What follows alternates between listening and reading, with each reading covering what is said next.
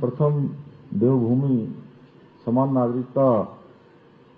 नागरिक संहिता दिवस समारोह में मंच पर आसीन उत्तराखंड सरकार में मेरे साथ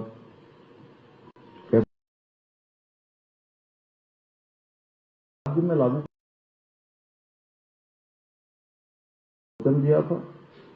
तो उस समय मुझे याद है बहुत सारी बातें थी, क्योंकि मैं भी उस समय बहुत ज्यादा मेरे को कालखंड नहीं हुआ था। मुझे याद है 14 फरवरी को हमारा विधानसभा का निर्वाचन होना था, उस दिन वोटिंग होनी थी, और उससे 2 दिन पहले मैंने ये घोषणा करी कि हमारी पार्टी आदरणीय प्रधानमंत्री जी के नेतृत्व में उत्तराखंड की जनता के समक्ष ये अपना निवेदन रखती है कि हमारी सरकार बनेगी तो हम सबसे पहले समान नागरिक संहिता को लागू करने के लिए काम करेंगे। तो भाइयों बहनों, यहां पर ये बात तो हमने कर दी, लेकिन बहुत सारे लोगों ने, बहुत सारे हमारे प्रतिपक्ष के लोगों ने, मैं विपक्ष नहीं कहता हूं, मैं उनको प्रतिपक्ष कहता हूं, ठीक है ना।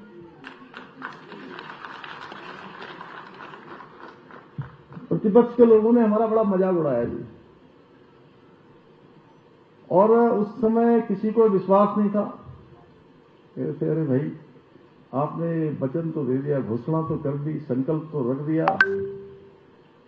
जनता से अपना निवेदन तो कर लिया, लेकिन यहां तो परिपाटी नहीं है धंधा, ये तो परिपाटी नहीं है। कहते मजाक उड़ा रहे थे, कह रहे थे कि जो है थोड़े दिन के हो भैया, फिर उसके बाद जो है तुमने भी उसी लाइन में लगे जाना, एक क्लब बन रहा है तुम्हारे यहाँ, उस क्लब में मुझे भी शामिल कर लिया था।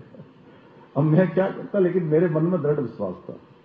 सच में मैं आज आपको बताऊं, मैं जब भी आज मैं उस दिन का स्मरण करता हूं, फिर पिछले दिन का स्मरण करता हूं, फिर उस दिन का स्मरण करता हूं जिस दिन हमने कमेटी बनाई, जिस दिन विधानसभा में विधेयक के रूप में रखा, उस दिन का स्मरण करता हूं जब इसकी हमारी पहली कैबिनेट की बैठक हुई। गणेश जोशी जी और डॉक्टर धन सिंह जी यहां पर बैठे हैं, तो हमने पहला निर्णय लिया, एक ही निर्णय हुआ उसमें। तो जितनी बार मैं ये सब स्मरण करता हूं, सच में मेरा मन बड़ा भावुक हो जाता है कि हम लोग देवभूमि के लोग, सच में हम बड़े भाग्यशाली है कि हमको जो है ईश्वर ने और उत्तराखंड की जनता ने मौका दिया, क्योंकि यहां तो परिपाटी थी कि भाई कोई सरकार दोबारा आती नहीं है, चुनाव होता है और चुनाव के बाद सरकार बदल जाती है। खैर, लेकिन देवभूमि की जनता ने हमें इस देव कार्य के लिए अपना आशीर्वाद दिया, अपना समर्थन दिया, और हमने वो सभी काम किए जो इसके लिए जरूरी थे। हम बिल का मसौदा तैयार किया, जनता से व्यापक विचार विमर्श किया, बड़ी लंबी उसकी एक प्रक्रिया थी, और 7 फरवरी 2024 को विधानसभा में ये विधेयक हमने पारित करके माननीय राष्ट्रपति महोदय को भेज दिया। उन्होंने भी ज्यादा विलंब नहीं किया, जो भी कार्रवाई होती है 11 मार्च 2024 को इस ऐतिहासिक विधेयक पर अपनी स्वीकृति प्रदान कर दी।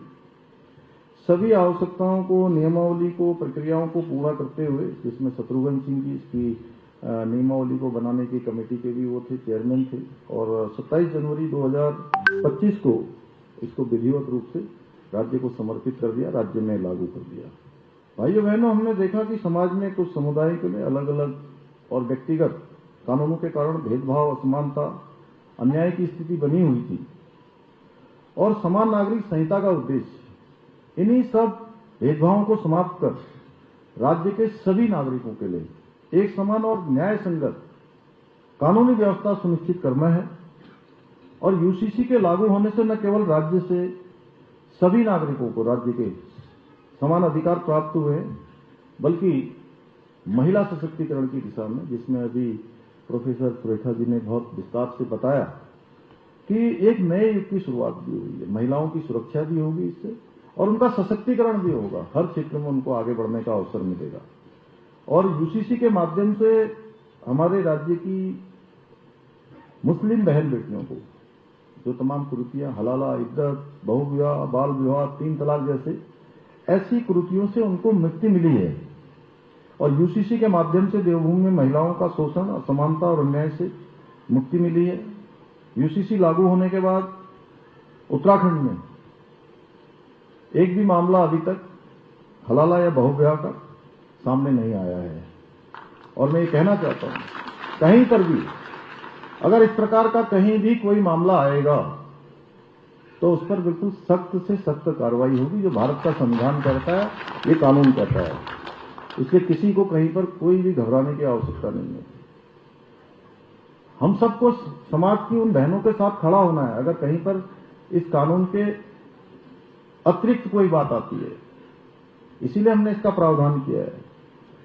और यही कारण है कि अभी उत्तराखंड के अंदर ये कानून लागू होने के बाद जब जब भी हमारी मुस्लिम बहनें मुझसे मिलती हैं तो वह हमेशा इस कदम के लिए हमारे देश के यशस्वी प्रधानमंत्री मोदी जी का और साथ में मुझे भी धन्यवाद देती है कि हमने राज्य में यूसीसी लागू करने का साहस दिखाया।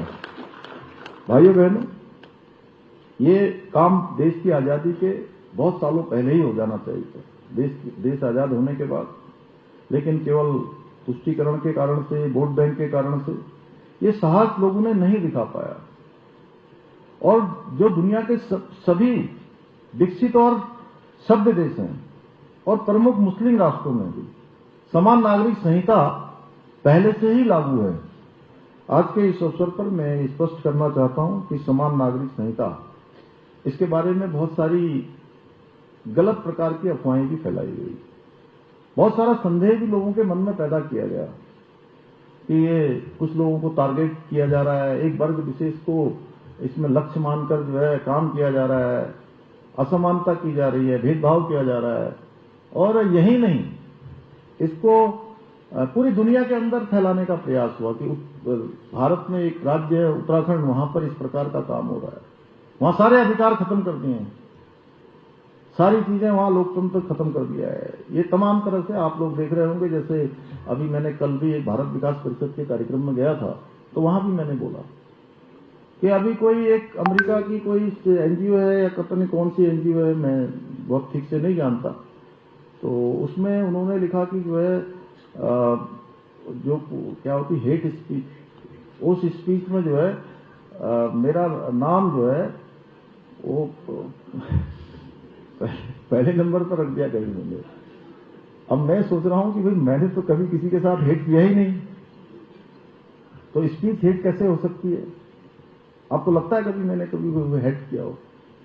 मुझे नहीं लगता कि मैंने कभी किसी से कहीं भी गुस्सा आ गया होगा तो अकेले में होगा मेरे को, लेकिन खजानदास जी कभी गुस्से में देखा आपने? मुझे बताइए। क्यों विश्वास भाई साहब, आप बताओ। तो मैं बड़ा आश्चर्यचकित कि यार ये नाम कैसे आ गया। तो बाद में थोड़ा उसको मैंने देखा तो वो कह रहे हैं कि जो आप बोलते हो कि यहाँ धर्मांतरण नहीं होना चाहिए, यहाँ पर दंगा रोकने का कानून नहीं होना चाहिए, यहाँ लैंड जिहाद पर कोई बात नहीं होनी चाहिए, हेड स्पीच है, लव जिहाद के खिलाफ कोई बात नहीं होनी चाहिए, यहाँ पर जो है अतिक्रमण हुआ है, जो आप अतिक्रमण हटाने की बात करते हो, थूक जिहाद के खिलाफ बोलते हो हैं, या मैं हमेशा कहता हूं कि भाई हम उत्तराखंड के मूल अस्तित्व को समाप्त नहीं होने देंगे, यहाँ के देवत्व को समाप्त नहीं होने देंगे, यहाँ की डेमोग्राफी को कोई नुकसान नहीं होने देंगे, यहाँ के सांस्कृतिक मूल्यों को हम सुरक्षित रखेंगे, यहाँ के उनको सुरक्षित रखेंगे, तो उन्होंने इसको हेट स्पीच की संज्ञा दी। तो मैं कहता हूँ ये हेट स्पीच है तो बहुत अच्छा है भाई, आपका स्वागत है, और भी पहला नंबर दीजिए हमको, हम देवभूमि को जो है इसमें तो बिल्कुल कोई समझौता नहीं करेंगे। हम अपने बच्चों को, अपने आने वाले कर्णधारों को हम असुरक्षित उत्तराखंड किसी कीमत पर नहीं देना चाहते। उनको किसी प्रकार का संदेह, किसी प्रकार का भय उनको नहीं देना चाहते। विरासत में हम उनको सुरक्षित उत्तराखंड देना चाहते हैं, उनको सुनहरा भविष्य देना चाहते हैं। यहाँ की डेमोग्राफी को खराब होकर हम उनको उत्तराखंड नहीं देंगे, उनको खतरों का उत्तराखंड नहीं देंगे। यह मेरा संकल्प है। मुझे लगता है कि ये मेरा संकल्प नहीं है, पूरी देवभूमि का संकल्प है। और देवभूमि के साथ साथ जो भी लोग पूरी दुनिया के अंदर देवभूमि को जानते हैं, सनातन को मानते हैं, उन सबका संकल्प है। तो इसलिए इसी प्रकार से ये समान नागरिक संहिता भी किसी के खिलाफ नहीं है, बल्कि ये कुप्रथाओं को मिटाकर समानता से समरसता स्थापित करने का एक कानूनी प्रयास है। और इस कानून के माध्यम से किसी की भी जो मूल मान्यताएं हैं, उनकी प्रथाएं हैं, उनको नहीं बदला है, केवल और केवल कुप्रथाओं को दूर किया गया है। और यूसीसी में सभी धर्मों के लोगों के लिए विवाह विच्छेद एवं उत्तराधिकार आदि से संबंधित नियमों को एक समान किया गया है। और इसके लागू होने के बाद संपत्ति के बंटवारे और बाल अधिकारों के विषय में भी स्पष्ट कानून बना दिए, यानी कि सबकी सुरक्षा का इसमें प्रावधान किया गया है। और इस कानून के अंतर्गत सभी धर्म और समुदाय में बेटी को भी संपत्ति में समान अधिकार प्रदान किए गए हैं। इसके साथ ही संपत्ति के अधिकार में बच्चों में किसी प्रकार का भेद नहीं किया गया है, अर्थात प्राकृतिक संबंधों के आधार पर जन्मे, सहायक विधियों द्वारा जन्मे या लिव इन आदि संबंधों द्वारा जन्मे बच्चों का भी संपत्ति में बराबर का अधिकार का प्रावधान किया गया है। वहीं दूसरी ओर किसी भी व्यक्ति की मृत्यु होने के पश्चात उसकी संपत्ति को लेकर परिवार के सदस्यों के बीच किसी प्रकार के मतभेद की स्थिति उत्पन्न न हो, इसके लिए मृतक की संपत्ति पर उसकी पत्नी, बच्चों एवं माता पिता को भी समान अधिकार प्रदान किए गए हैं। भाइयों बहनों, वर्तमान समय को देखते हुए हमारे युवक हैं, युवतियां हैं, उनकी सुरक्षा सुनिश्चित करने एवं युवाओं को सामाजिक समस्याओं से बचाने के उद्देश्य से इस कानून में लिव इन रिलेशनशिप के लिए पंजीकरण अनिवार्य किया गया है। पंजीकरण कराने वाले युगल की सूचना रजिस्ट्रार उनके माता पिता या अभिभावक को देगा। ये जानकारी लेकिन पूरी तरह से गोपनीय रखी जाएगी। आप सबको पता ही है, बहुत सारे ऐसे मामले आते हैं, कभी संबंध अच्छे होते हैं, कभी खराब हो जाते हैं, कभी साथ में रहते रहते आपस में झगड़ा हो जाता है, फिर माता पिता के पास कोई रास्ता नहीं बचता है। कई सारे आपराधिक प्रकरण हुए हैं, हिंसाएं हुई हैं, हत्याएं हुई हैं। और इसके साथ ही जो इन संबंधों में रहने के कारण से उनका जो बच्चा होगा युगल का, उस बच्चे को जैविक संतान के समान सभी प्रकार के अधिकार प्राप्त होंगे। यही नहीं, इस कानून के माध्यम से जन्म एवं मृत्यु के पंजीकरण की भांति विवाह और विवाह विच्छेद दोनों का भी पंजीकरण किया जा रहा है। मेरे लिए अत्यंत गर्व का विषय है कि हमने समान नागरिक संहिता को केवल घोषणा तक सीमित नहीं रखा है, बल्कि इसको प्रभावी रूप से धरातल पर क्रियान्वित करके दिखाया है। मुझे ये बताते हुए खुशी हो रही है कि बीते एक वर्ष में हमने समान नागरिक संहिता के माध्यम से नागरिकों के लिए सरकारी सेवाओं की पहुंच को और अधिक आसान बनाया है, और अधिक सरल बनाया है और पारदर्शी बनाया है। जैसा अभी गृह सचिव श्री शैलेश बगोली जी ने बताया कि पहले औसतन 67 विवाह पंजीकरण प्रतिदिन हुआ करते थे, जो बढ़कर लगभग अब 1300 कुछ बता रहे थे, मुझे लगता है कि 1400 के लगभग इसके आसपास हो गए। और इतना ही, राज्य की 30% से अधिक ग्राम पंचायतों में 100% विवाहित दंपतियों का पंजीकरण सफलतापूर्वक किया जा चुका है। यह हमारे लिए बहुत गर्व की बात है कि बीते एक वर्ष में यूसीसी के अंतर्गत लगभग 1 लाख से अधिक आवेदन प्राप्त हुए, जिनमें 95% से अधिक का निस्तारण किया जा चुका है। और इसमें टेक्नोलॉजी का भी उपयोग करते हुए ये सुनिश्चित करने का प्रयास किया है कि किसी भी नागरिक को अनावश्यक रूप से अपना समय बर्बाद न करना पड़े, दफ्तरों के चक्कर न लगाने पड़े। पहले पंजीकरण करवाने के लिए कार्यालय में जाना पड़ता है, अपने संसाधन लगाने पड़ते हैं, आना पड़ता है, जाना पड़ता है, खर्चा करना पड़ता था। इसलिए हमने राज्य में ऑनलाइन पोर्टल व्यवस्था में, जिसमें 7500 से अधिक जो सक्रिय रूप से कॉमन सर्विस सेंटर है, इसके माध्यम से शासन को वास्तव में सीधे जनता तक पहुंचाने का काम इसके माध्यम से हुआ है। इसके साथ ही हमने एआई आधारित यूसीसी पोर्टल को देश की सभी जो 22 अनुसूचित भाषाएं हैं उसमें उपलब्ध कराकर ये सुनिश्चित किया है कि भाषा किसी भी नागरिक के अधिकारों और उनकी सेवाओं के बीच में कोई अवरोध पैदा न करे, बाधा न बने। इतना ही नहीं, हमने रजिस्ट्रेशन के समय आने वाली परेशानियों को दूर करने के लिए ऑटो एस्केलेरेशन और ग्रीवेंस रिड्रेसल सिस्टम भी लागू किया है। भाइयों बहनों, हाल ही में हमने यूसीसी में आवश्यक संशोधन से संबंधित विधेयक पारित किया था। आपको ध्यान होगा, बीच में कुछ उसमें स्पेलिंग मिस्टेक हो गई थी, लेकिन क्योंकि आजकल कोई भी छोटी सी भी मिस्टेक और जिसको बहुत सामान्य माना जाता है उसको बहुत बड़ा बना दिया जाता है। कई बार ये आजकल के दौर में सब चलता है। और हमको इसका बार बार सामना करना पड़ता है। तो वहां से वो स्पेलिंग सुधारने के लिए भेजा गया और उसको जो है उत्तराखंड में कम, दिल्ली के समाचार पत्रों में बड़ी बड़ी हेडलाइंस में चालू लगा दिया गया कि राजभवन ने जो है इसको, लोक भवन ने, अब तो लोक भवन हो गया, इसको वापस भेज दिया।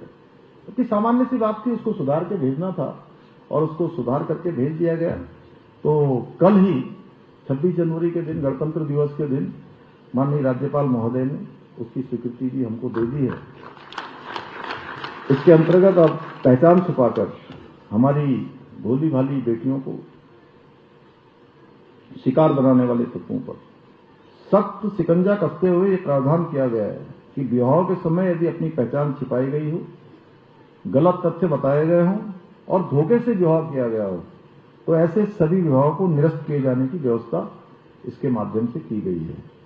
इसके साथ ही विवाह एवं लिव इन संबंधों में किसी भी प्रकार के बल, दबाव, धोखाधड़ी अथवा विधि विरुद्ध कृत्यों के लिए कठोर दंडात्मक प्रावधान सुनिश्चित किए हैं। भाइयों बहनों, आप सबको पता है कि ये मैंने जैसा शुरुआत में बताया कि हमारी विचारधारा का जनसंघ के जमाने से ये संकल्प था और कुछ संकल्प अपनी आत्मा में सबने सजो कर रखे थे। उसमें से चाहे धारा 370 हटानी हो, समान नागरिक संहिता लागू करनी हो, आज मैं गर्व से कह सकता हूं कि डॉक्टर श्यामा प्रसाद मुखर्जी, पंडित दीनदयाल उपाध्याय जी जैसे जनसंघ के स्तंभों का वो सपना, हमारे लाखों करोड़ों कार्यकर्ताओं का वो त्याग और विचारधारा की तपस्या अब संकल्प नहीं बल्कि अब सिद्धि बन चुकी है।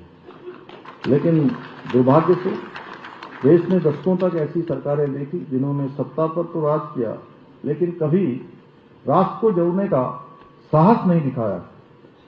इसीलिए न कश्मीर से धारा 370 हटी, न समान नागरिक संहिता पर कोई सकारात्मक पहल हुई, न हमारी बहनों को 3 तलाक की पीड़ा से मुक्ति मिली। नहीं, हम सब जिसके लिए 500 वर्षों से भी अधिक समय से प्रतीक्षा कर रहे थे, प्रभु श्री राम का मंदिर का सपना साकार हो पाया। लेकिन आदरणीय प्रधानमंत्री जी के नेतृत्व में हमने वो कर दिखाया जो तुष्टीकरण की नीति पर चलने वाले दलों ने वर्षों वर्षों तक टाले रखा, क्योंकि हमारे लिए सत्ता साधन नहीं है बल्कि सेवा का माध्यम है, राष्ट्र को जोड़ने का माध्यम है। उन्होंने सत्ता में रहकर हमेशा कहा कि यह संभव नहीं है, यह देश के लिए ठीक नहीं है, यह समाज को तोड़ देगा। आपको पता होगा धारा 370 जब लागू हो रही थी या लागू होने वाली थी तो कह रहे थे कि कश्मीर के अंदर बिल्कुल खून खराबा हो जाएगा, कत्लेआम हो जाएगा। लेकिन आप सबको याद होगा जिस दिन वो लागू हुई थी शायद कोई एक मच्छर भी नहीं मरा वहां। इतनी शांति से धारा 370 लागू हो गया। उत्तराखंड में भी बड़ी शंका थी कि जिस दिन ये कानून हमारा लागू होगा उस दिन यहां भी कोई बड़ा दंगा हो सकता है, बड़ी कानून व्यवस्था की स्थिति गड़बड़ा सकती है, बहुत सुरक्षा की आवश्यकता है, तमाम प्रकार की शंकाएं थी। आपने देखा आसानी से लागू हो गया, बल्कि किसी की कोई क्रिया प्रतिक्रिया भी जल्दी नहीं आई। उसके लिए भी हमको इंतजार करना पड़ा किसी। हालांकि ये काम इतना आसान नहीं था जितनी आसानी से सामान्य तरीके से होता चला गया। मैं समझता हूं कि ये हमारे प्रधानमंत्री जी का नेतृत्व है देश के अंदर, भगवान की कृपा है और देवभूमि के देवत्व का इस पर पूरा का पूरा हमको आशीर्वाद है। इसलिए ये सब काम आसानी से होते चले गए। गाड़ियां खटाखट खटाखट एक स्टेशन से दूसरे स्टेशन, दूसरे स्टेशन से तीसरे स्टेशन और तीसरे स्टेशन से गंतव्य तक जो है कहीं रुकी नहीं, चलती ही चली गई, चलती ही चली गई और सारे यात्री जो है अपने गंतव्य पर पहुंच गए। यानी कि कानून बन गया और लागू हो गया। भाइयों बहनों, आप सभी भली भांति जानते हैं जो भ्रांतियां हुई और राजनीतिक उद्देश्यों से प्रेरित होकर कभी इसको, मैंने जो शुरुआत में कहा कि अफवाहें, संदेह, लोगों के मन में एक भ्रांति फैलाने का काम हुआ, तो कभी लोग इसको मूल निवास जैसे मुद्दों से भी जोड़ते हैं। कभी लिव इन संबंधों के पंजीकरण को लेकर भ्रम फैलाते हैं। इसलिए मैं स्पष्ट करना चाहता हूं आज के इस विशेष दिवस पर, क्योंकि 1 साल आज सफलतापूर्वक इसके लागू होने का संपन्न हो चुका है। इसके माध्यम से कोई भी व्यक्ति राज्य का मूल निवासी नहीं बन सकता। इसमें कोई ऐसा प्रावधान नहीं किया गया है कि कोई राज्य का मूल निवासी बनेगा। ये वही लोग हैं जो इसकी जो गरिमा है, जो इसकी गहराई है, उसको ठीक प्रकार से मैं समझता हूं कि कहीं न कहीं भरमाने का काम कर रहे हैं।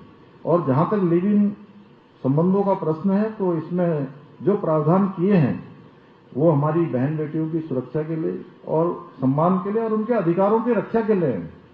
हम नहीं चाहते कि हमारे राज्य की किसी बेटी को, अब कोई दिल्ली की जो श्रद्धा बालकर थी, एक बेटी थी, एक माँ बाप की बेटी थी, राज्य की, देश की बेटी थी, उसकी तरह कोई आफ्ताब जैसा हैवान उसके टुकड़े टुकड़ने का कुकृत्य कर सके, कोई इस प्रकार का अपराध कर सके और उनके माता पिता पूरे जीवन भर रोते रहे, उनके पास कोई रास्ता न बच सके। इसलिए हमने इसका प्रावधान किया है। आज के इस अवसर पर मैं आप सभी को यह भी आश्वस्त करना चाहता हूं कि हमारी सरकार देवभूमि उत्तराखंड में किसी भी कीमत पर धर्म के नाम पर हमारी मातृशक्ति को, हमारी बहनों को, महिलाओं को, उनके साथ होने वाले शोषण को किसी भी कीमत पर बर्दाश्त हम नहीं करेंगे। भाइयों बहनों, हमारी सरकार आदरणीय प्रधानमंत्री श्री नरेंद्र मोदी जी के नेतृत्व में उत्तराखंड को देश का श्रेष्ठ राज्य बनाने का हमारा विकल्प रहित संकल्प है और इस संकल्प के लिए हम निरंतर कार्य कर रहे हैं। मुझे पूरा विश्वास है जिस प्रकार से मां गंगा हमारे ही राज्य से निकलकर, यहीं से उद्गीत होकर पूरे देश को सींचने का भी काम करती है, जीवन देने का भी काम करती है, मोक्ष देने का भी काम करती हैं और पूरे भारत को किसी न किसी, मुझे लगता है कम से कम 40 करोड़ लोग, कितने होंगे मनु जी, 40 करोड़ लोग होंगे जो सीधे सीधे मां गंगा से जुड़े होंगे और इनडायरेक्ट अगर बात करें तो बहुत बड़ी बात। एक छोटा सा उदाहरण मैं कभी कभी एक दिन में कह रहा था, मैंने कहा अगर गंगा जी अगर हरिद्वार से न निकल रही होती, थोड़ी देर के लिए सोचो, तो हरिद्वार कैसा होता। बहुत दूर जाने की जरूरत नहीं है। ये मां गंगा की महिमा है। तो इतने करोड़ों करोड़ों लोगों को, मैं ऐसा मानता हूं कि हमारे देश के आधी जनसंख्या को सीधे सीधे मां गंगा जो है जल भी देने का काम करती है, जीवन देने का भी काम करती है।